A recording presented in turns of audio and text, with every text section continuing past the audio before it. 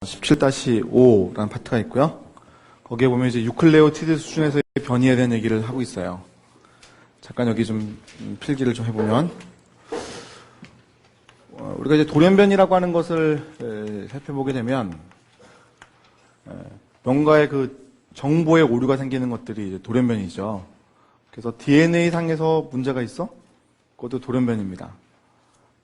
염색체 상에서 문제가 있어? 그것도 돌연변입니다. 그래서 우리가 지난 시간에는 염색체 수준에서의 변이에 대한 얘기를 잠깐 했었던 것 같아요. 염색체의 구조가 바뀐다든지 염색체의 수가 달라진다든지 그런 것들도 역시 변이가 있는 겁니다. 그렇죠? 자, 오늘은 이제 하는 얘기가 점돌연변이라고 그래서 유클레오티드 한두 개가 이제 차이가 났을 때 어떤 변이가 있는 건가에 대한 얘기를 하는 거예요. 여러분, 이런 돌연변이는 몸에 좋을까요? 좋지 않을까요? 잘 모르겠네요. 그죠? 좋을 수도 있고 안 좋을 수도 있습니다. 근데 좋게 될 확률보다는 안 좋게 될 확률이 더 큰 거죠. 사실상. 기존에 있었던 어떤 정보하고 뭔가 달라졌는데 그 정보가 사실은 꽤 많이 최적화되어 있는 거예요. 우리 생명체라는 게 환경에 적응하면서 살아오는 거잖아요. 유전자라는 것도 그에 맞게끔 개발을 계속 하고 있는 거거든요. 그러니까 지금 갖고 있는 유전자가 어떻게 보면은 꽤 나름대로는 최적의 상태인 겁니다. 그렇지 않습니까? 거기에 변화가 일어난 것은 대개는 안 좋죠. 그런데 어떤 변화가 일어난 것이 좋을 수도 있습니다. 개선이 될 수도 있는 거고요.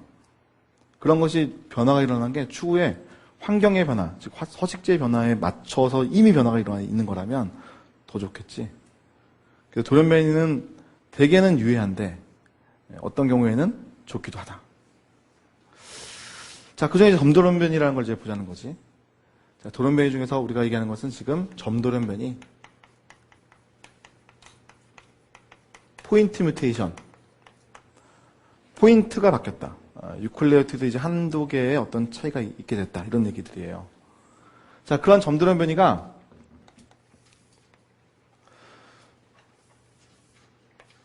비암호화 지역에서 일어났다면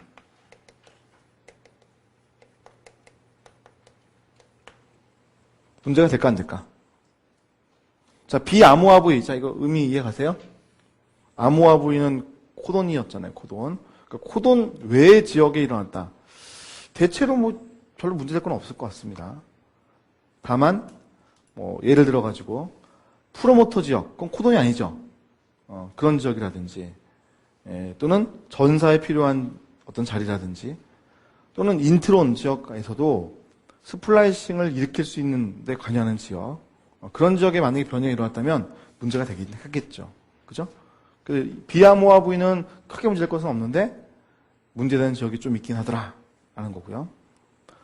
암호화 부위 지역이라면, 자, 암호화 부위다 라고 한다면 게시 코돈부터 종결 코돈까지를 암호화 부위라고 하는 거잖아요. 그럼 이 지역에 변화가 일어난 거라면 문제가 꽤 심각할 수도 있겠죠.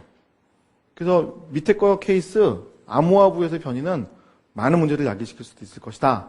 그렇다면 우리는 밑에 거에 더 관심이 많긴 할 거예요. 그래서 지금 캠벨 교재는 밑에 거에 대한 얘기만 하고 있습니다. 그래서 우리도 밑에 거에 대한 얘기만 가지고 주로 얘기를 할 겁니다. 자, 암호화 부위에서 변이가 일어난다면 크게 다 두 가지가 있을 수가 있어요. 하나는 틀이동.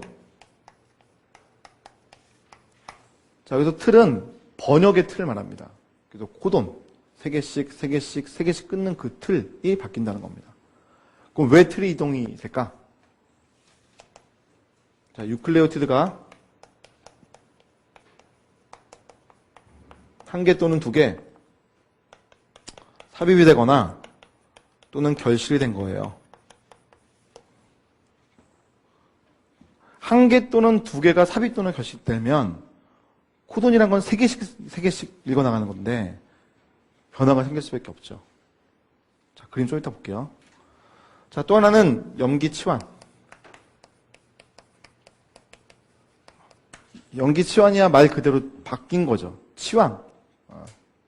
바뀐 겁니다. 자, 이 염기치환을 다시 세 개로 나눠서 하나를 센스, 자, 침묵, 미스센스. 자, 이것은 과오 또는 착오. 넌센스, 사슬 종결이라고 부릅니다. 자, 밑에 있는 요 세 가지 케이스는 약간 상황에 따라 다른 거예요. 예를 들어 센스라고 하는 것은 염기서열이 이제 바뀌었는데 그 바뀐 염기서열이라 할지라도 같은 아미노산의 경우도 있더라는 거지. 그걸 이제 침묵. 자, 밑에 있는 것은 아미노산 자체가 치환된 케이스가 되는 것이 미스센스.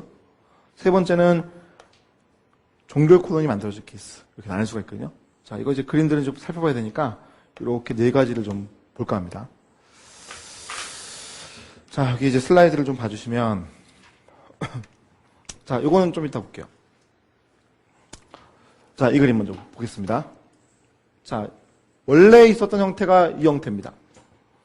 위에 야생형이라고 해놨는데 야생형이라고 하는 것은 자연계에 가장 흔한 형태. 자연계에 가장 흔하다면 소위 정상이죠. 정상. 와일드 타입 야생형이라고 부릅니다. 그래서 DNA 서열이 쫙 있고요. RNA가 있고요. 그 다음에 아미노산 서열이 번역이 되어서 있는 겁니다. 자, 지금 우리가 얘기하는 점도는 변이는 DNA의 변화가 일어난 겁니다. 그렇죠? DNA 변화가 일어난 겁니다.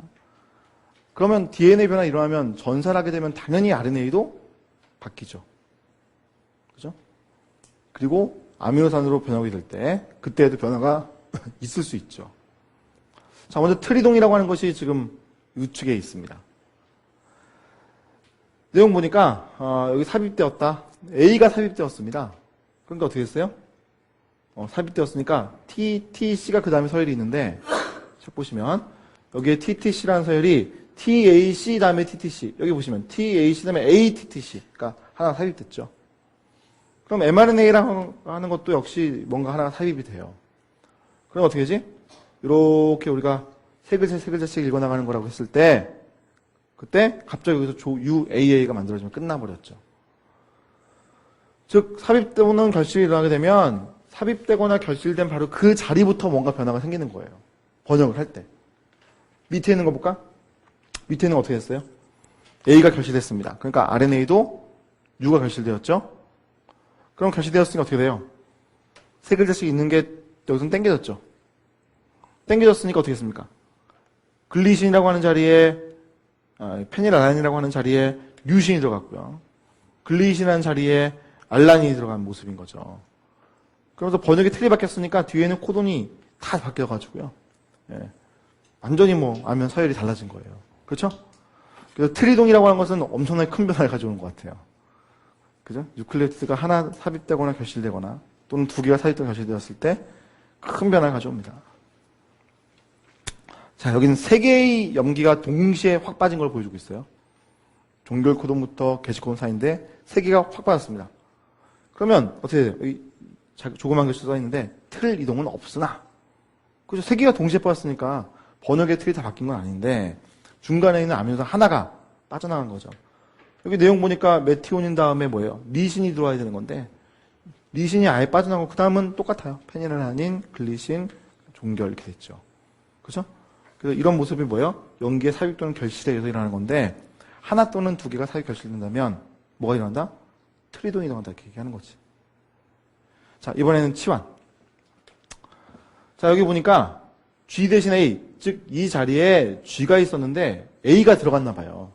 그럼 번역의 틀은 이동이 있습니까? 없죠. 이건 치환된 거니까 틀은 이동하지 않습니다.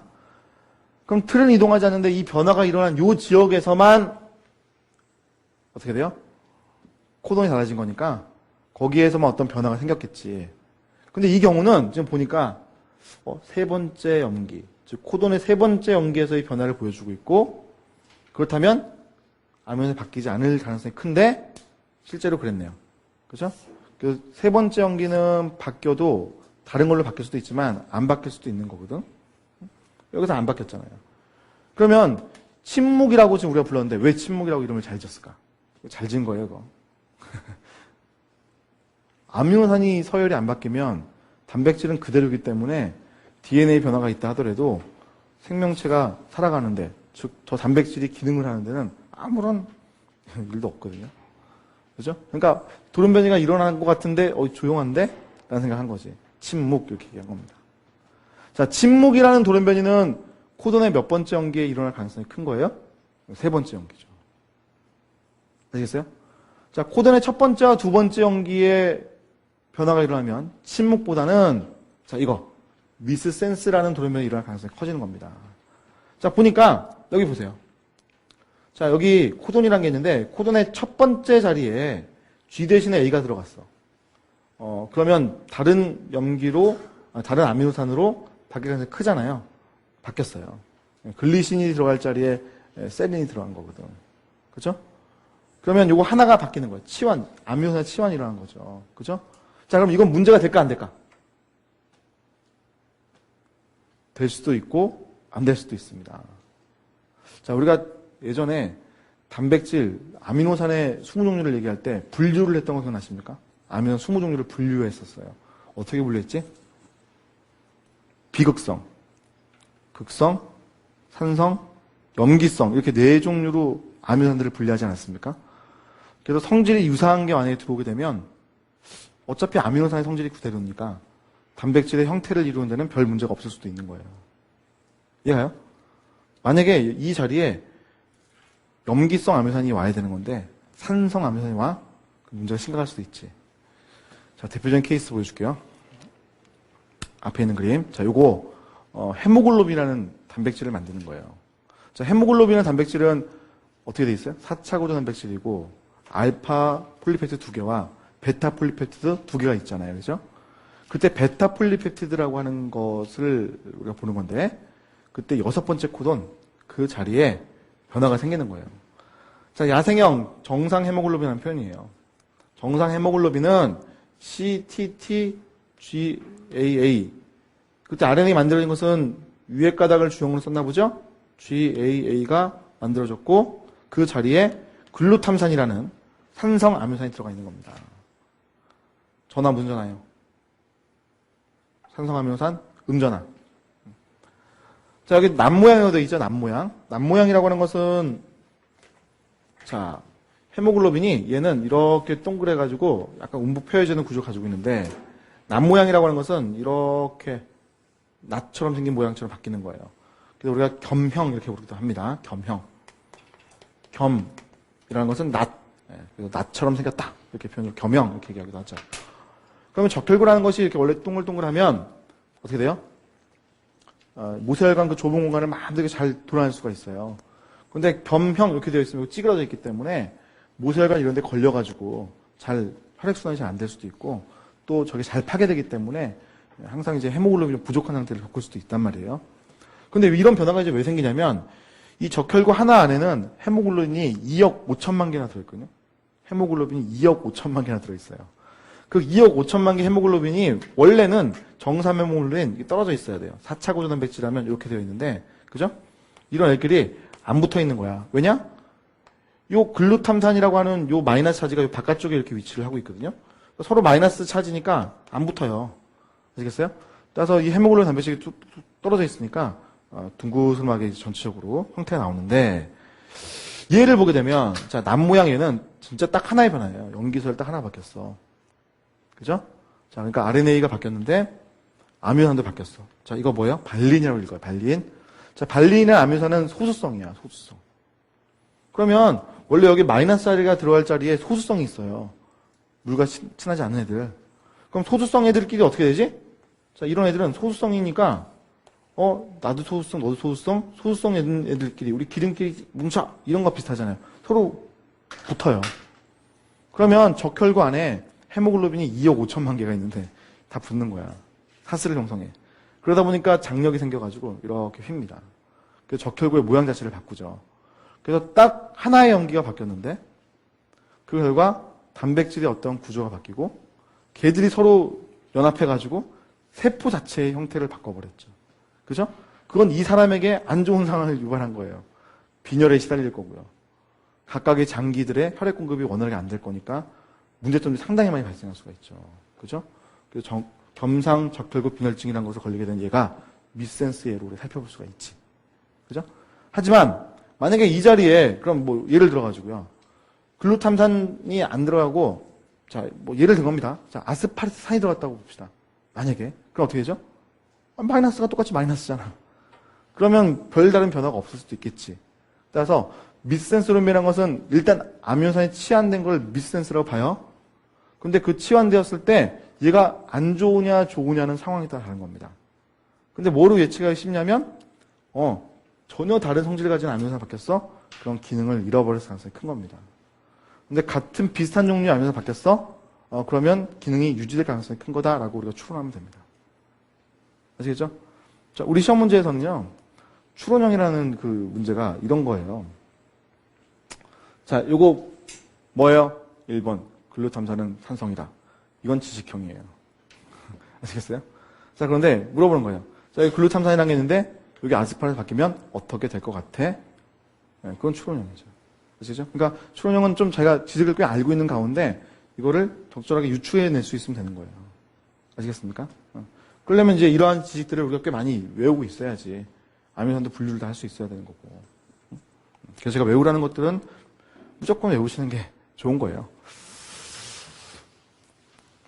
좋은 게 아니라 무조건 외워야 돼. 우리가 붙어야 되잖아. 그죠? 하여튼, 무조건 우리가 잘해야 돼요. 오늘도 제가 원래 오후에 그 면접을 하나 해주려고 했거든요. 모의 면접 하나 봐주려고 했는데 그 친구가 될 줄 알았는데 1차에 떨어졌어. 약대 보는 친구인데. 그리고 문자가 이제 왔더라고요. 모의 면접 못 올 것 같다고. 저도 막 마음이 아프고. 예? 우리가 그걸 겪지 맙시다. 예? 그러니까 항상 저한테 와가지고 면접을 다 받을 수 있게끔, 예? 제가 모의 면접 해드릴 수 있게끔 최선을 다해서 1년간만 잘 해봅시다. 1년도 아니에요, 여러분. 8개월밖에 안 남았어. 자, 마지막 넌센스. 자, 넌센스라고 하는 것은 자, 여기 보니까 염기가 치환됐어요. T 대신 A가 들어갔어. 자, 그런데 바뀐 결과 뭐가 생겼냐면 UAG 종결돼 버렸죠. 종결. 그럼 원래 리신이라는 것이 들어갈 자리인데 종결 나버린 거예요. 그렇죠? 이런 것을 우리가 넌센스다 이렇게 합니다. 자, 넌센스 돌연변이가 일어났다라고 했을 때 저 단백질은 기능이 유지가 될까 안 될까? 될 리가 없겠죠, 그죠? 이게 아미노산이 하나밖에 없을 정도인데 유지가 될 리가 없네. 그럼 이 그림에서 단백질의 기능이 유지되는 케이스는 어디에 있지? 침묵. 그리고 가능성이 있는 게 미센스. 나머지는 이건 다 가능성이 없는 애들이죠, 사실상. 그죠? 변화가 클 거니까. 자, 이런 것을 우리가 점돌연변이라고 한다 하는 겁니다. 자, 이렇게 해서 우리가 유전의 유전 정보의 발현, 전사와 번역에 대한 얘기를 하면서 좀 돌연변이나 파트를 같이 껴가지고 우리 교재는 설명했으니까 그거까지는 좀 봤어요. 자, 그 다음은 유전자의 발현 조절이에요. 자, 유전자가 발현 조절된다고 했을 때 크게 어떻게 된다고 그랬지? 원핵세포와 진핵세포를 구분해야 된다고 그랬죠. 그래서 원핵세포라고 하는 것과 진핵세포가 전혀 발현하는 기작이 달라요. 그렇기 때문에 둘을 이제 구분을 해야 됩니다. 원핵세포부터 나올 거예요. 젠장, 너무 어렵다, 그죠? 갑자기 설명하면 뭔지 모르겠네요, 그죠? 자, 그래서 제가 좀 배경 지식을 조금 필기를 해드리고 전행을 봅시다.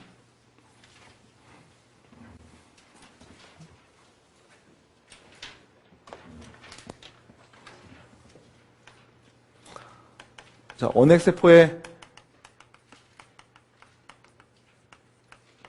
유전자 발현 조절.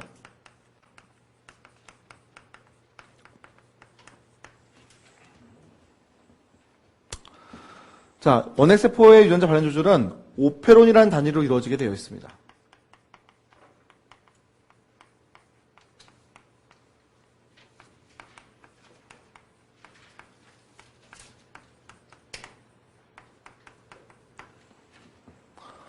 오페론이라는 단위로 이루어지게 되어 있다. 자, 오페론이라는 용어는 과학자 중에 자콥 모나드라는 사람들이 있어요. 자콥 모나드. 그 사람들이 발견을 해가지고 이름을 지은 거예요. 이걸 오페론이라고 하자. 이렇게 이름 지은 겁니다. 그럼 이제 오페론이 어떻게 생긴 거를 얘들 사람들이 명령한 거냐면, 자, 이게 DNA입니다. 원핵세포의 DNA. 자, DNA에 오페론이라는 게 들어있는 거예요. 여기에 오페론이 이렇게 있습니다. 오페론이야. 이렇게 얘기한 거지. 자, 이거 오페론이야. 이렇게 얘기를 한 겁니다.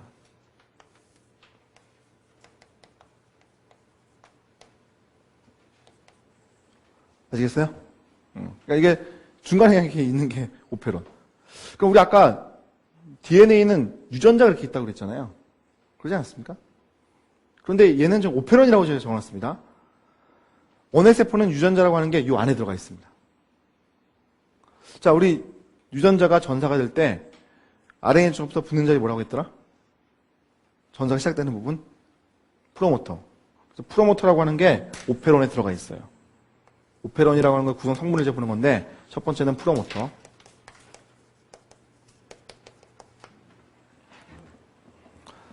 그럼 프로모터는 여기도 있겠지? 오페론이니까.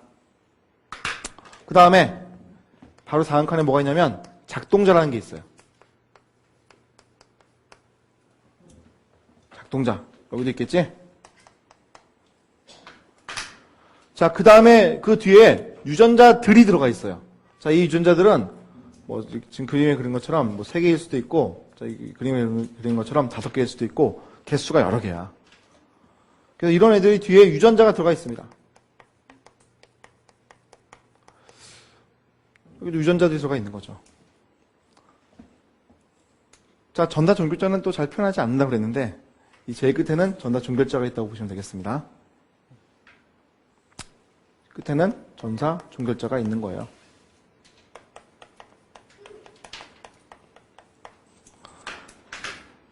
오케이?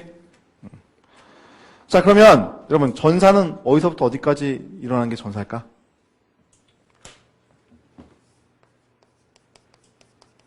배웠잖아. 자, 프로모터에 있는 전사 개점부터 전사 종결자까지죠. 이거 마찬가지죠. 프로모터 지역에 존재하는 전사 기전부터 전사 종결점까지죠. 그렇죠? 자, 그래서 원의 세포라고 하는 것들은 전사가 되는 단위가 오페론인 거예요. 유전자 하나하나별로 되는 게 아니라 유전자들을 동시에 전사하거든요. 그래서 우리가 오페론이라는 새로운 용어를 붙인 거죠. 진핵세포는 유전자별로 합니다.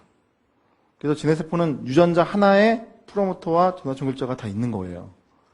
그런데 원의 세포는 유전자들을 묶어놓은 겁니다. 그렇죠? 그래서 저 묶어놓은 단위를 오페론이라고 부른다는 거지. 이해가요? 이해갑니까? 자, 여기 한번 그림 볼까요? 잠깐, 이 그림. 이게 오페론이에요. 여기서부터 여기까지가 오페론이야. 오페론은 앞쪽에 프로모터 지역, 작동자, 유전자들이 들어가 있는 거지.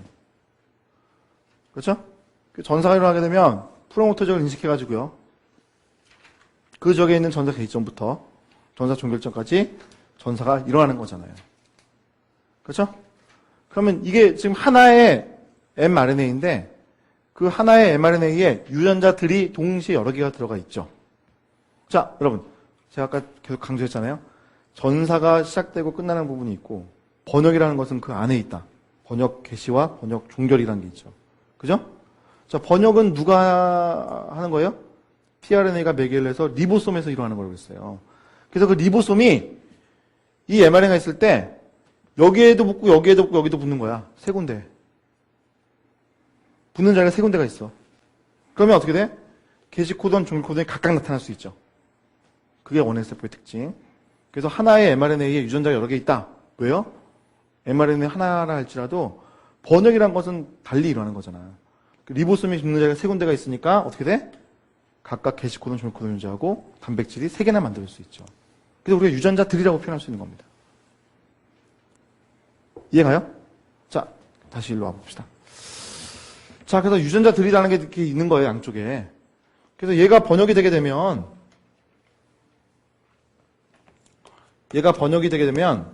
얘가 유전자가 3개라면 이렇게 단백질이라고 하는 것들이 3종류가 만들어지죠. 얘도 마찬가지죠. 전사가 일어나고 번역이 일어난다고 했을 때 만약 유전자 5개라는 말은 여기에 존재하는 단백질이 5종류가 있다는 거죠. 아시겠습니까? 자, 그럼 원XF는 이제 이렇게 한 거예요. 야, 내가 여기 오페론이라는 게 있어. 여기엔 유전자들이 다 들어있지. 자, 이 유전자들은 어떤 일을 하는데 필요한 애들을 묶어놓은 거예요. 패키지 상품. 예를 들어가지고 가장 흔하게 보는 게 우리가 저당 오페론이라는 애가 있습니다. 저당 오페론. 저당이라는 거를 분해할 때 필요하다라는 표현으로 저당 오페론. 그래서 저당이라는 성분이 대장균 원XF 안에 들어있으면 저당을 분해해가지고 에너지를 쓸 수가 있을 텐데 그때 필요한 유전자들을 묶어놓은 겁니다. 그리고 내가 저당이랑 분해해야겠다라고 싶으면 어떻게 돼요? 저당 오페론을 발현시키면 되는 겁니다. 분해하는 거니까 이화작용을 하는 거예요. 이화작용 오페론 중에 가장 대표적인 케이스 저당 오페론. 시험 문제는 거의 얘가 나옵니다. 자, 하나 또 흔하게 얘기하는 것이 트립토판 오페론. 자, 트립토판 오페론이라는 것은 트립토판이라는 것을 합성하는 오페론을 말하는 거예요. 대장균이 야, 내 몸에 트립토판이라는 아미노산이 부족해 라고 한다면 트립토판이나 아미노산을 합성을 해야 되는데 그 트립토판이라는 아미노산을 합성하는 데 필요한 유전자들이 이렇게 쭉 있다는 거죠. 걔들 묶어놓은 거야. 트립토판이라는 게 필요해? 그럼 동시에 얘들을 발현시켜가지고 쓰면 된다는 거죠. 아시겠어요? 자, 그래서 어떠한 일을 하는 데 있어서 필요한 것들을 묶어놓은 단위로 쓰는 게 원XF라는 겁니다. 그 원XF는 오페론 단위로 조절된다. 자, 그럼 진XF는 어떻게 바뀐 거냐면, 그럼 진XF의 특징은 아까 뭐였지? 유전자를 잘 개발을 해가지고요. 엑손, 인트론도 구분하게 됐어요. 그래서 하나의 유전자가 여러 종류의 mRNA를 만들 수 있고, 그러면 여러 종류의 단백질이 되죠. 그럼 각각 다른 일을 한다고 그랬어요. 그러니까 이런 거예요. 얘는 원에서 보면 요 유전자는 어떤 단백질이 돼. 요거 하나 정해가지고 끝난 건데 진해세포는 유전자라고 하면 얘가 이것도 되고 이것도 되고 이것도 되고 막 이렇게 되는 거야. 그러니까 어떻게 돼요? 항상 똑같은 일을 하는 게 아니니까 진해세포는 유전자별로 조절을 해야 될 거야. 무슨 면에 가요? 유전자별로 해야겠죠. 여기서는 유전자가 똑같은 역할밖에 안 하니까 저당 분해에 필요한 일 외에는 하는 게 없거든. 그러니까 얘를 묶어가지고 동시에 발현시키잖아요. 근데 만약에 이게 진해세포 경우를 생각해 보시면 진해세포가 이 유전자 얘는 저당 분해하는 데도 쓰이는데 다른 거 뭐 하는 데도 쓰인다? 뭐 이러는 거예요. 그러면 저당 분해하기 위해서 얘를 굳이 발현을 만약에 저당이라는 게 없는데 그죠? 또는 있는데 그 상황에 맞게 이런 애를 발현시키고 말아야 할 때가 다 정해져 있을 거 아닙니까? 그러다 보니까 진해세포는 유전자별로 조절하는 쪽으로 점점 바뀌게 된 거고 원해세포는 옛날 방식 그대로 쓰고 있는 거고. 이해가요? 이해갑니까? 자, 이게 오페론입니다. 자, 그러면 이제 원해세포도 이런 거예요. 저당 오페론을 발현을 시켜야 돼 라고 하는 것은 언제 발현을 시킬까요? 저당을 분해할 필요성이 있을 때 얘를 나오게 하겠죠? 저당도 없는데 얘를 나오게 할 리는 전혀 없지 않습니까? 그래서 마찬가지 트립토판이라는 걸 합성한 오페론이라면 트립토판을 합성할 때에서야 얘를 발현시켜가지고 일을 하지 굳이 뭐 트립토판이 많은데 할 필요 없지 않습니까? 따라서 각각의 오페론마다 얘들이 어느 특정한 시기에 만들어져야 돼 라고 조절하는 애들이 앞에 달려 있습니다. 저당 오페론이라는 거 앞에도 조절 유전자가 있어요. 그런데 얘는 누구만 조절할까요? 저당 오페론만 조절하겠지. 다 조절하면 또 말이 안 되니까. 그래서 이런 조절 유전자가 저당 오페론에 있는 것은 락I라고 부르는 유전자가 있고 자, 트립토판 오페론이라고 하는 것도 역시 조절하는 유전자가 있습니다. 조절 유전자가 있어요. 트립토판 오페론의 조절 유전자는 TRPR이라고 우리가 얘기를 합니다. 그래서 원해세포란 것은 오페론 단위로 조절이 되는 것이고 그 조절할 때 앞쪽에 다 조절 유전자라고 하는 것들이 하나씩은 달려있다. 구조 이해 갑니까? 그러면 이제 얘들은 뭐냐면 자 이거예요. 여기 락I라고 적었는데 I는 이니비터 트립토판의 R 리프레서 둘 다 억제입니다. 그죠? 이니비션, 리프레션 둘 다 억제인데 이름을 달리 해놓은 것 뿐이에요. 자 그럼 뭐 하는 거냐면 이렇게 쉽게 생각하면 이렇게 하면 돼. 여기서 만들어지는 조절 유전자의 산물은 다 억제자야. 그 억제자가 여기 작동자라고 부르는 애들 있죠? 오퍼레이터 작동자에 붙어 있습니다. 다 붙어 있어요. 그러면 RNA 중합부서가 못 붙습니다. 작동자라는 지역과 프로모터 지역은 겹쳐 있거든요. 그래서 이 작동자라는 지역에 저 리프레서가 억제자가 결합을 하게 되면 RNA 중합에서 못 붙어요. 그러면 전사라는 건 일어나요? 안 일어나요? 오페론들의 전사는 일어나지 않는 겁니다. 오케이? 자, 그러다가 야, 저 땅이 있어. 저 땅 분해해야 될 때인 것 같아. 라고 한다면 여기에 있는 억제자 붙어있는 얘 것만 떨어뜨리는 거죠. 얘하고 얘는 다른 종류고 얘는 여기에 붙고 얘는 여기에 붙기 때문에 얘를 떨어뜨린다고 해가지고 얘께 떨어지는 건 아니에요. 그렇죠? 얘 걸 떨어뜨리면 어떻게 돼요? 얘만 발현시킬 수 있는 거지. 자, 그러니까 어뢰에서 보면 되게 간단해요. 보니까 패키지들이 있어. 무슨 오페론, 무슨 오페론, 무슨 오페론. 얘는 뭐 하는 애들, 얘는 뭐 하는 애들, 얘는 뭐 하는 애들. 야, 아무것도 발현하지 말자. 각각의 조류 유전자에서 만들어진 억제자가 다 결합을 해. 아무것도 발현이 안 될 거야. 근데 내가 이거 발현시키고 싶어야 돼. 라고 할 때는 뭐예요? 요거 억제만 똑 떨어뜨리면 RNA 중합부가 얼씨구 나가 붙죠. 요것만 전사되는 거예요. 아시겠어요? 그게 바로 조절입니다. 자, 그러면 우리가 이 중에서 제일 잘 나오는 건 요것만 나오는 거니까, 요거 가지고 얘기를 할 겁니다. 저땅 오페론 가지고.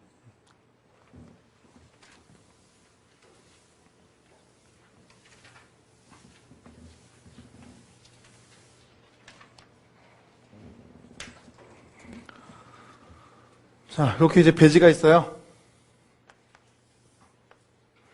대장균을 배양합니다.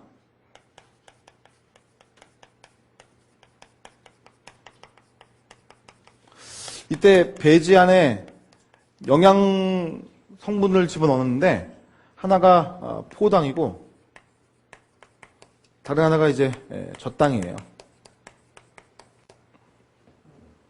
자, 여러분, 젖당 오페론 발현될까 안 될까? 발현이 안 됩니다. 왜 안 되냐면 선호하는 에너지원을 먼저 써요.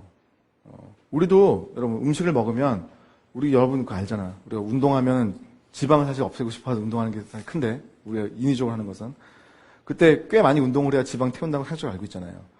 그러니까 사람도 우리가 운동 좀 많이 시작한다고 했을 때 처음에는 탄수화물을 주로 에너지원을 쓰는 거예요.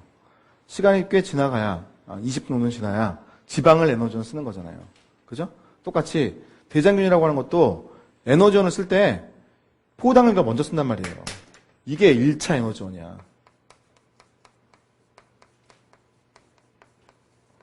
그래서 이 두 개를 동시에 집어넣어주면 포도당만 에너지원을 쓰지 젖당을 에너지원 안 씁니다. 근데 이제 이 대장균이 살아가다가 보면 포도당을 이제 다 쓸 거예요. 그럼 다 쓰게 되면 포도당은 없고 젖당이라는 게 쓰일 수가 있겠죠. 그죠?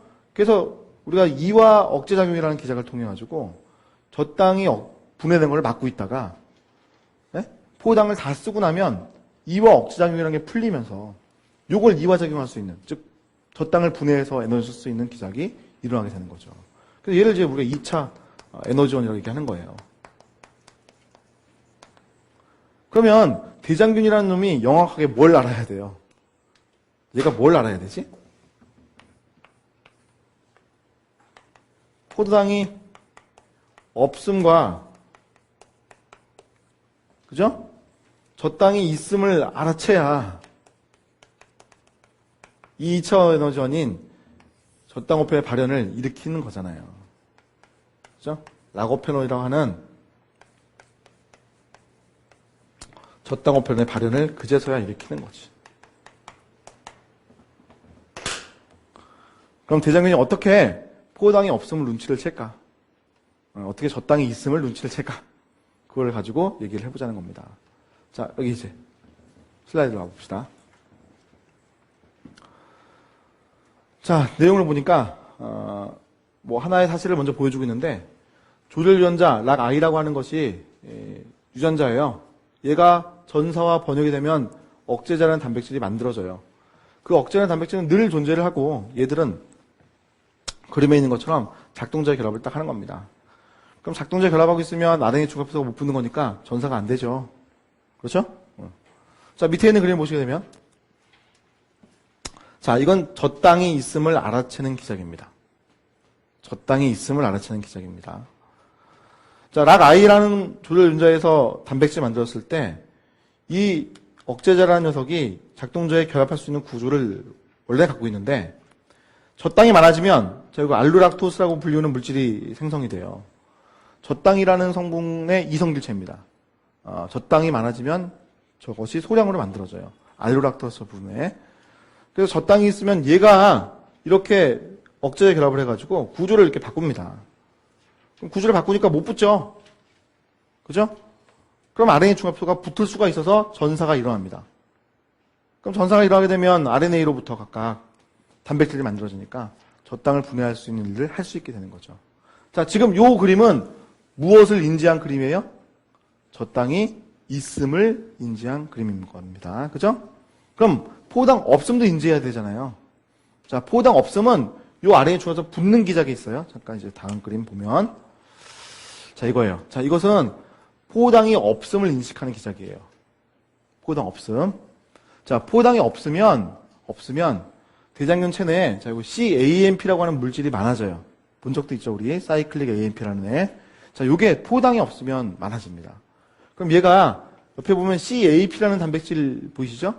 요거하고 결합시켜가지고 요게 활성화가 돼. 그럼 얘가 전사 활성자처럼 작용해가지고 RNA 중합소를 좀 보시면 구조가 바뀌었고 RNA 중합소를 잘 불려오게 하는 거죠. 그럼 이 RNA 중합소가 지금 붙게 되는 거예요. 자, 다시 앞에 그림 볼까? 네, 이거 붙게 되는 거예요.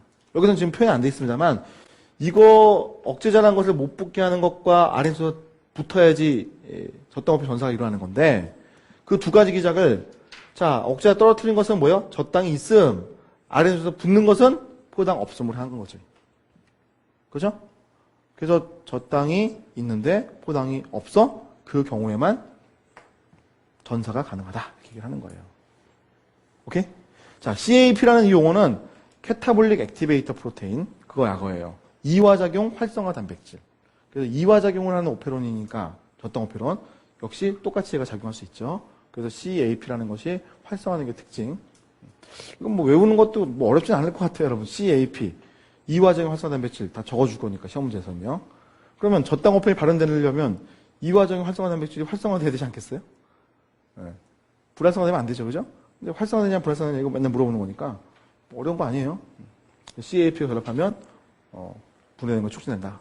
그럼 만약에 포당이 많으면 어떻게 되냐? 자, 포당이 존재를 하게 되면, RNA 중합소 못 붙는 거예요. CAP라는 게 있어야 같이 붙을 수가 있는데 RNA 중합소 혼자 못 붙는단 말이에요. 그럼 어떻게 돼? 전사 당연히 안 일어나죠. 그때는 젖당이 있건 없건 상관이 없어요. 어쨌든 전사는 안 되는 거니까. RNA 중합소가 못 붙는다면 어쨌든 전사 안 되는 거니까 젖당이 있건 없건 상관은 없어요. 포당만 있으면 젖당 전사는 없다. 자, 다시 한번 여기 그림 한번 봅시다. 이거 보세요. 자, 대장은 배양을 해요. 처음에 포당과 젖당이 동시에 있죠. 동시에 있어요. 동시에 있을 때에는 젖당 오페 발현됩니까? 안 됩니까? 안 된다고 그랬어요. 왜 안 되지? 왜? 동시에 있을 때 무엇 때문에? RNA 중합소가 못 붙기 때문에 안 되는 거예요. 그렇지 않습니까? 네. 자, 그러면 포당이 없고 젖당이 있으면 그때 어떻게 되죠? RNA 중합소가 붙을 수 있기 때문에 되는 거예요. 지금 이 내용에서는 젖당이 늘 있죠, 처음부터. 그러니까 잠깐 다시 볼까? 젖당이 늘 있기 때문에 뭐예요? 억제자가 항상 작동제 못 붙고 있어요. 그렇지 않습니까? 이미 이거는 일어나고 있는 상황인데 얘가 붙느냐 안 붙느냐가 지금 저 예에선 중요한 거예요.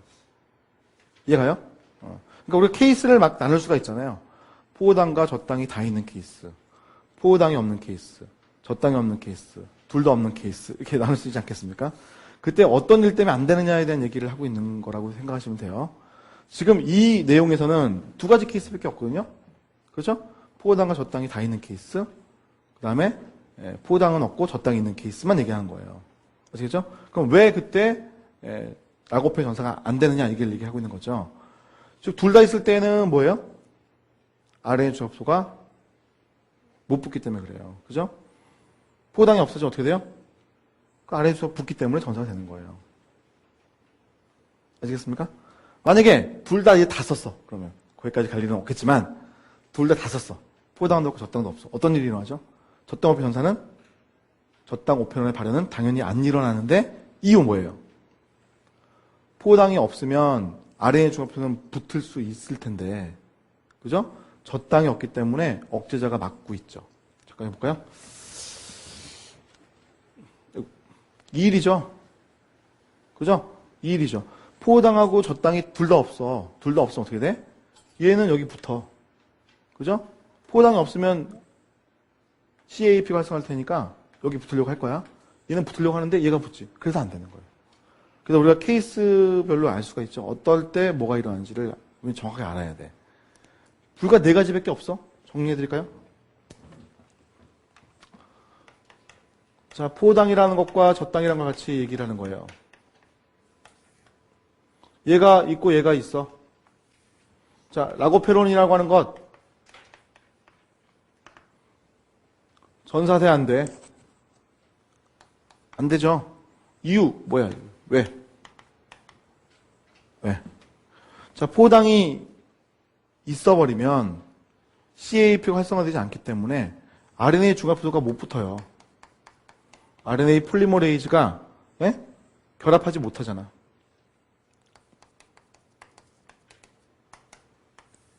그렇죠? 억제자가 작동자에 결합하는 것, 억제자가 작동자에 결합하는 것, 이거 일어나요? 일어나지 않아요? 이것도 일어나지 않죠. 그죠? 하지만 RNA 중합소가 붙지 못하기 때문에 전사가 안 되는 거예요. 라고페 전사가 없잖아. 그죠? 자, 포당이 있고 젖당이 없으면 어떻게 할까? 라고페 전사는 일어날 수 없죠? 자, RNA 중합소는 결합할까? 결합하지 못하죠? 얘는 이것만 보면 돼. 포당이 있다는 것은 RNA 중합소를 결합하지 못하는 거예요. 억제 결합은요? 억제 결합은 일어날 수가 있죠. 그죠? 이건 젖당만 보면 돼요. 젖당이 있는 염려가 반대로 행해지는 거니까. 그렇지? 자, 이거 없고 이게 있으면 젖당 변사는 일어날 수가 있다. 왜요? RNA 중합소라는 것이 결합을 하고 억제 결합을 못하기 때문에 그렇죠. 그렇죠? 둘 다 없으면 발현이 일어나지 않는다. 왜요? RNA 중합소는 결합할 수 있으나 억제가 결합을 하기 때문에 그렇지.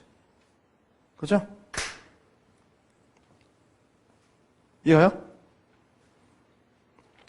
그래서 우리 다시 실험 얘기를 해보면 처음에 젖당과 포당을 동시에 넣어줬잖아. 그러니까 동시에 있으니까 젖당호흡의 전사가 일어나지 않는 거지. 그때는 RNA 중합표 결합할 수 없고 억제자도 결합할 수 없기 때문에 그런 상황이 빚어지고 있어요. 자, 그러다가 점점 포당이 없어지잖아요. 요 케이스로 하는 거잖아요. 그죠? 그러면 젖당호흡 전사가 일어나는 거야. 그 이유는 RNA 중에서 붙을 수가 있고 억제자는 작동에 결합하지 않기 때문에 그렇죠. 만약에 시간이 더 흘러갔어. 그래갖고 포당 다 썼고 젖당 다 썼어요. 그럼 상대적으로도 젖당호흡을 발현될 필요 없잖아요. 없는데 뭐하러 발현시켜요. 왜 그래? 라고 얘기하면 RNA 중에서는 붙을 수 있으나 억제자 작동에 결합하기 때문에 젖당호흡 전사가 일어나지 않는다 이렇게 하면 되는 거지. 이해가요? 되게 잘 나와요 우리 시험에서. 특히 저 실험 가지고 맨날 그래프 똑같이 그리는 거예요.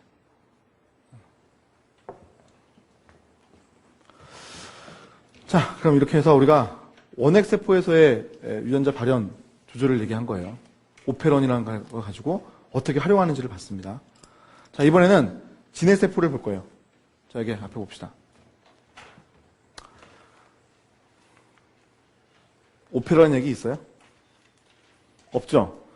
우리는 정말 간단히 나올 때는 그렇게 나오는 거예요. 진핵세포에도 오페론의 조절이 있을 수 있다. 이렇게. 있을 수? 잠깐 이것도 뭐가 있나? 없어요. 실제로 없습니다. 그래서 진핵세포에서는 항상 유전자 단위로 조절이 일어나는 겁니다. 유전자가 돼 있잖아. 그죠? 유전자 단위로 조절이 일어나는 겁니다. 자, 원핵세포하고는 다른 게 뭐냐면, 원핵세포는 염색체라는 게 고리형 DNA예요, DNA. 그러다 보니까 항상 정보가 노출이 되어 있잖아요. DNA로만 이루어져 있으니까. 그런데 진핵세포는 염색질이 있었죠? 기억나십니까? 30나노미터의 섬유, 10나노미터의 섬유. 히스톤 단백질에 감겨가지고 막 엉켜져 있는 형태. 그걸 느슨하게 풀어주지 않으면 DNA가 노출이 안 되면 어떻게 정보를 읽겠습니까? 따라서 어떻게 돼? 진핵세포는 먼저 염색질을 읽을 수 있는 상태로 가느냐 안 가느냐가 중요한 거예요. 염색질은 항상 읽을 수 있는 상태예요? 아니면 읽지 못하는 상태의 염색질도 있어요? 둘 다 가능하죠? 염색질이 30나노미터 상태에 있을 때는 응축되어 있는 거잖아요. 유클레오존 구조가 이렇게 들어가 있는 비드온 스트링 구조. 이게 10나노미터 섬유고, 얘를 막 감싸 놓는 게 이렇게 6개를 붙여가지고, 이렇게 빙글빙글 이렇게 돌려놓은 거잖아요. 이 상태는 응축이 되어 있기 때문에, 어떻게 돼? 정보를 읽을 수 없는 거고, 위에 거는 정보를 읽을 수가 있는 거죠. 오케이? 보세요. 이거 정보 읽을 수 있겠어? 못 읽지. 이거 염색질입니다만. 염색질인데 정보 읽히지 않는 거예요. 이질 염색질이라고 부릅니다. 자, 이거는요. 염색질, 신남, 섬유. 그죠? 이 둘은 공존한다고 그랬죠? 대부분 이 상태로 있다가 정보를 읽을 때에만 이걸로 바뀐다고 그랬잖아요. 이거는 정보를 읽을 만한 거죠. 다 풀려있으니까 되게 노출될 수 있지 않습니까? 그렇죠? 이해가요? 그래서 이 상태에서 정보를 읽어낼 수가 있다. 다시. 염색질의 변형이라는 게 필요한 이유 알겠죠? 그죠? 자, 우리 시험에 저것도 되게 잘 내요. 원핵세포에서는 단골손님이 저땅 오페론인데, 진핵세포에서 단골손님은 얘예요. 염색질의 변형. 염색질을 어떤 상태로 있느냐를 예측하게 하는 거예요. 내가 봐서 염색질을 추출했다! 이렇게 얘기를 하는데, 그 추출된 염색질에서 어떤 상태가 정보를 읽을 수 있는 상태를 잘 물어본다는 거지. 염색질인데 DNA에 노출되어 있으면 뭐예요? 정보가 읽히고 있는 거야. 진정색질. 염색질인데 응축되어 있는 거 아까 봤죠? 꼬여 있는 거? 그럼 어떻게 되는 거예요? 안 읽히는 거예요. 정보가 읽히지 않는 것이다. 어렵지 않죠? 응. 자, 그럼 이제 진정 염색질이 되었고 DNA가 노출되었어. 그럼 어떻게 돼요? 전사가 일어나죠. 물론 전사인자들과 RNA 중합소가 결합을 잘 했을 때 될 거예요. 그 다음에 뭐가 돼? 가공이란 걸 하고요. 얘를 밖으로 빼내요. 그래서 번역이 일어나죠. 여기까지 우리가 봤어요. 자, 그 다음에 진핵세포는 어떤 차이점이 있냐면 원핵세포는 RNA라고 하는 것이 금방 분해가 돼요. 가공 과정 하지 않았기 때문에. 근데 진핵세포는 가공 과정 아까 했죠. 앞쪽, 뒤쪽 막 보호했잖아요. 그러다 보니까 RNA가 오랫동안 남아있어요. 최소 몇 시간. 길면 몇 주. 그러면 원핵세포는 DNA로부터 RNA를 만들어냈을 때 잠깐만 사용하고 단백질을 어느 정도 만들었다 싶으면 분해를 그냥 해버리거든? 그래서 과잉 생산할 이유가 전혀 없는데 원핵세포와는 달리 진핵세포는 요거 보호를 하다 보니까 이 RNA가 잘 안 부서지고 계속 남아있는 거예요. 그러면 단백질을 계속 만들죠. 저 RNA를 이용해가지고. 그렇죠? 그럼 과잉 생산할 가능성이 커지는 거죠. 그렇죠? 그러니까 이거 분해할 기작이 필요하거든요? 이해가요? 그래서 진핵세포는 RNA 분해 기작을 가지고 있다. 자, 우리 시험에서 이 파트 되게 잘 냅니다. 자, 그 다음 단백질을 만들어낸 다음에 그 단백질을 뭐 변형시키고 탄수화물을 첨가하고 했었잖아요. 이런 것들을 활용을 하는 건데 얘도 단백질들이 필요 없을 때가 있으니까 분해하는 기작이라는 게 있긴 있습니다. 그렇게 잘 물어보진 않지만. 자, 그래서 우리가 진핵세포는 여러 단계의 그 조절점들이 있죠. 이거 해야 된다, 이거 해야 된다, 이거 해야 된다. 이런 일들이 많이 있잖아요. 원핵세포는 오페론이라는 단위에서 전사가 일어나면 번역이 일어나거든요. 그러니까 걔는 정말 전사를 하느냐 마느냐 그거밖에 없었는데 진핵세포는 여러 단계가 있다는 겁니다. 그 중에서 우리가 제일 관심 있는 건 뭐예요? 예, 요거. 염색질의 변형. 그 다음 뭐? mRNA 분해. 왜? 얘를 잘 내니까. 아시겠죠? 얘를 잘 내니까. 자, 염색질의 변형부터 이제 보도록 합시다. 자, 진핵세포의 조절은 뭐 앞에 그림이 잘 정리가 되어 있어서 따로 제가 파트를 구분은 안 해드릴게요. 자, 그 중에서 이제 염색질의 변형을 보는 겁니다. 자, 여기 보시면 이거 히스톤 단백질 있죠? 자, 이거 무슨 성 아미노산으로 이루어져 있다? 산성 염기성? 염기성. 그죠? 왜냐하면 DNA가 산성이니까. 둘은 무슨 결합을 할까? DNA는 음전화, 산성. 히스톤 단백질은 양전화, 염기성. 이온 결합. 그래서 둘은 이온 결합을 형성을 하기 때문에 어느 정도는 잘 응축되어 있을 수 있는 거예요. 그러면 이게 떨어져야 이 DNA가 히스톤이라는 것들 활량체 8개 감싸고 있는데 이게 떨어져야 정보를 읽을 텐데 안 떨어지면 이거 정보를 읽을 수가 없잖아요. 그럼 이온 결합을 어떻게 해야 돼? 네, 없애줘야겠죠. 그죠? 그러니까 이런 형태에서 일단 풀르고요. 그래서 염색질을 갖다가 구조를 바꿀 수 있는 리모델링 할 수 있는 애들이 있어서 이렇게 일단 풀르고요. 그 다음에 아세틸화라는 것이 일어나 줘야 됩니다. 자, 아세틸화라는 것은 아세틸이라는 잔기가 있습니다. 그 잔기가 요 히스톤을 구성하고 있는 리신이라는 아미노산이 있는데 그 염기성 아미노산 걔에 가서 붙는 거예요. 그러면 양전화가 사라져. 그럼 이온 결합이 없어지기 때문에 DNA하고 히스톤 단백질이 약간 느슨하게 떨어질 수가 있죠. 그러면 읽을 수 있는 거예요. 자, 그래서 염색질이라고 하는 것이 이 상태일 때는 읽을 수 없다가 자, 어떻게? 10나노미터 섬유로 풀리면서 비드 온 스트링의 구조로 풀리면서 아세틸러가 일어나야 정보를 읽을 수 있다. 이렇게 얘기가 되는 거예요. 오케이? 이해 갑니까? 잠깐 여기서 정리를 할게요, 이건요.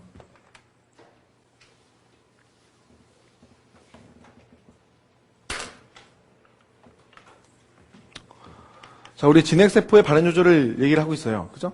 지금 뭐 카테고리를 한번 알아본다면 진핵세포의 발현 조절이라는 게 있어. 자, 여기에서 중요한 그 포인트들이 다 있잖아요. 그래서 염색질의 어떠한 변형, 풀림이 일어나야 돼. 그 다음에 전사가 일어난 거고, 전사공이 일어나고, 번역이 일어나고, 번역 후 조절이 일어나고, RNA를 분해하고, 단백질을 분해하는 과정이 쭉 있죠. 그죠? 그 중에 우리는 염색질 풀림을 지금 얘기하고 있고, 염색질 풀림을 얘기할 때, 이 염색질이 처음에 어떻게 있다고요? 30나노미터의 섬유로 존재를 하는 게 일반적이죠?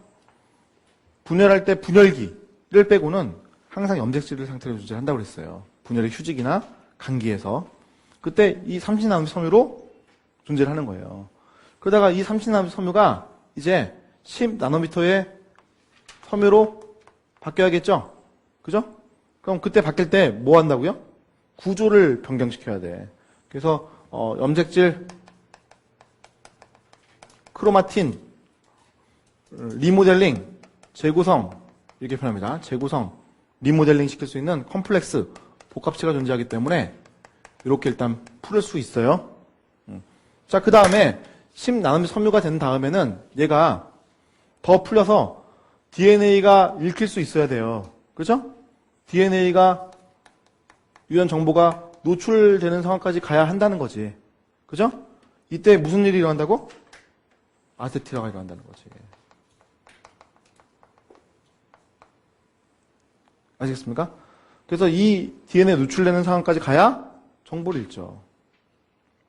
자, 용어 중에 탈아세틸화라는 표현이 나와 있으면 어떻게 되는 걸까요? 일로 가는 거겠죠? 그죠?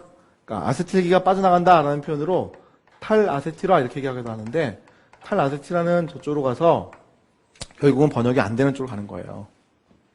이해가십니까? 그래서 아세틸화, 탈아세틸화 어떤 차이점인지를 우리가 알고 있습니다. 오케이? 자, 그러면 이제 우리는 아세틸화가 일어나가지고요. 히스톤 단백질, 히스톤에 있는 단백질, 거기에 이제 리신이라는 아미노산이 있는데 그 지역에 아세틸화가 일어난 거야. 그럼 DNA가 느슨하게 풀리니까 노출돼요. 그 다음에 뭐가 일어나요? 전사가 일어나야죠. 그렇죠? 자, 그래서 우리가 전사에 대한 내용을 이제 보려고 하는 겁니다. 자, 여기 보시면 자, 이게 진핵세포의 유전자예요. 자, 프로모터 있고요. 응? 프로모터 있고요. 뒤에 뭐가 있어요? 엑손과 인트론이 있고요. 전사, 종결 부위가 있는 거죠. 했던 내용이잖아요. 응? 자, 근데 그 앞에 보니까 뭐 가까운 조절 부위, 먼 조절 부위 해가지고 이넨서라는 것들도 존재하네. 그래서 저런 부분들이 앞에 뭔가 조절하는 파트들이 또 있는 거예요. 진핵세포의 경우에는. 원핵세포는 RNA 중합효소가 거의 이 자리에 결합하면 끝났잖아. 근데 진핵세포는 전사인자라는 게 많이 필요합니다. 이런 얘기를 제가 한번 운 띄웠잖아요. 그죠? 그래서 그런 전사인자들이 결합할 수 있는 자리가 앞쪽에 존재하고 있는 겁니다. 그래서 앞쪽에 어떻게 결합하느냐에 따라서 전사가 되느냐 안 되느냐가 또다시 달라지는 거예요. 이해가요? 자, 저 앞에 존재하는 인앤서라고 하는 것과 근거를 줄 요소, 여기서 글자는 두 개밖에 없습니다만, 인앤서라는 것들도 종류가 여러 개가 있는 거고요. 근거를 줄 요소라는 것들도 종류가 여러 개가 있을 수 있습니다. 그래서 전사인자라고 하는 애들이 저기에 어떤 종류로 어떻게 결합하느냐가 전사를 하느냐 마느냐를 결정시킬 수가 있어요. 자, 무슨 말인가? 자, 밑에 있는 것은 가온 과정이니까 여러분 다 보셨던 거니까 따로 설명 안 드리고 이걸로 볼게요. 자, 여기 보면 여기 유전자가 있고요. 그 앞에 프로모터가 있어요. 여기에 누가 붙는다고? 프로모터에? RNA 중합효소가. 자, 그 RNA 중합효소가 혼자 붙는 게 아니라 누가 도와줘야 돼? 전사인자가 도와줘야 된다고 그랬어. 전사인자는 어디 붙는다고? 가까운 조절 부위, 먼 조절 부위에 붙는다고 그랬지. 그죠? 그래서 먼 조절 부위에는 지금 전사 활성자라고 하는 것들이 막 붙었어요. 그렇죠? 지금 그림 보시면 여기 노란색으로 붙어 있는 거 보이세요? 그 다음에 요 프로모터라는 거 지역 요 주변에 여기 보시면 요 보편전사인자라는 것들 보이시죠? 보편전사인자. 이런 애들이 결합을 합니다. 그럼 형태를 보게 되면 이런 애들이 이렇게 결합을 하고 이런 애들이 결합을 하고 그 다음에 요 가운데 부분에 매개단백질이 붙으면서 큰 어떤 덩어리를 형성하죠. 그죠? 이게 전사 개시복합체라고 그래가지고 전사인자들과 RNA 중합효소가 같이 붙어있는 모습이에요. 즉 RNA 중합효소는 이런 애들이 잘 어우러져가지고 붙어 있어야 얘가 붙을 수 있는 겁니다. 그럼 전사가 일어나는 거죠. 모양새 이해가요? 자, 이런 게 어떻게 활용되느냐? 여기 보시면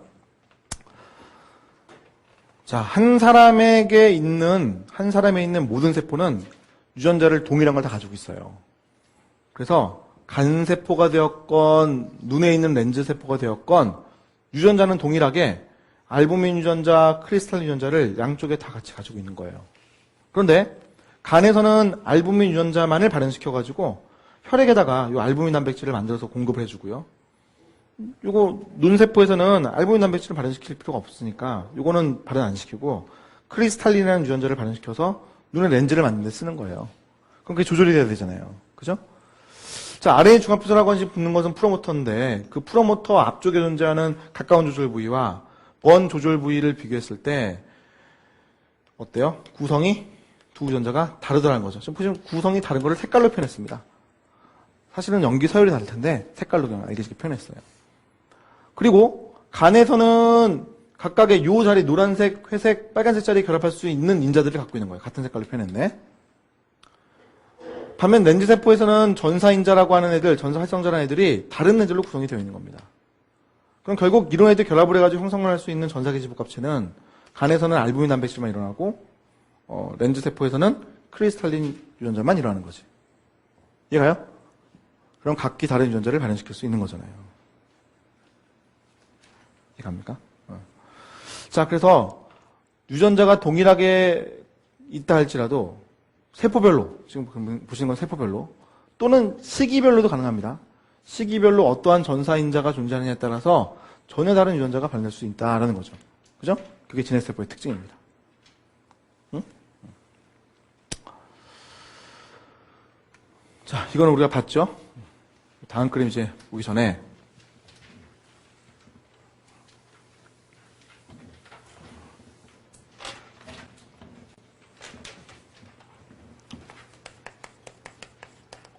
전사란 걸 얘기할 때 진핵세포는 전사인자와 RNA 중합효소에 의해서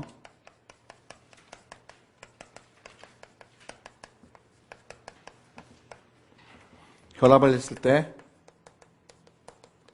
전사가 일어난다라는 겁니다. 오케이? 그렇죠? 자, 그때 이 전사인자라고 하는 애들을 우리가 몇 종류를 막 이렇게 나눠볼 수가 있을 것 같아. 하나는 전사 활성자. 자, 이름 보면 뭔지 알겠는데요. 뭐 하는 애예요? 전사를 일으키는 애죠. 그죠? 어디에 결합을 하는 애들이냐면 인앤서라든지 또는 전사를 촉진하는 부위, 프로모터 지역에 있는 전사 촉진하는 부위 결합하는 애예요. 이런 애가 있다면 이런 애도 있거든요. 전사 억제자. 뭐 이름만 봐도 또 뭔지는 알겠네요. 그죠? 전사 억제자라는 애는 전사를 억제할 수 있는 애예요. 자, 우리 교재 그림에 빠져 있습니다만 잠깐 여기 그림 보시면 여기 가까운 조절 부위라는 게 있죠? 이 가까운 줄부에는 전사를 촉진할 수 있는 지역도 있고 전사를 억제할 수 있는 지역도 있어요. 전사 활성자가 붙는 자리는 전사 촉진 부위, 그럼 전사가 일어나고 전사 억제 부위라는 곳에 가서 전사 억제를 하면 전사가 일어나지 않습니다. 자, 그래서 전사 억제라는 것도 있을 수 있고 또 누구도 있을 수 있었지? 아까 보편. 프로모터 주변에 붙는 애들이죠. 그죠? 보편 전사인자.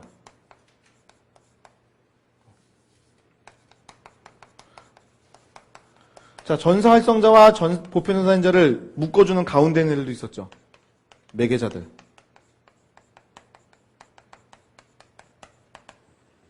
그죠? 이런 애들이 전사인자라는 애들이에요. 그 중에 누가 있으면 전사 일어난다? 전사 활성자, 보편 전사인자, 매개단백질, RNA 중합효소 이렇게 존재할 때 전사가 일어나는 거죠.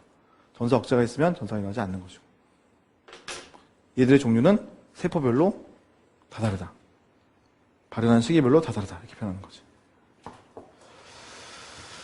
자, 그러면 우리 여기까지 좀 내용을 봤는데 나머지 내용 잠깐 쉬었다가 또 보도록 합시다.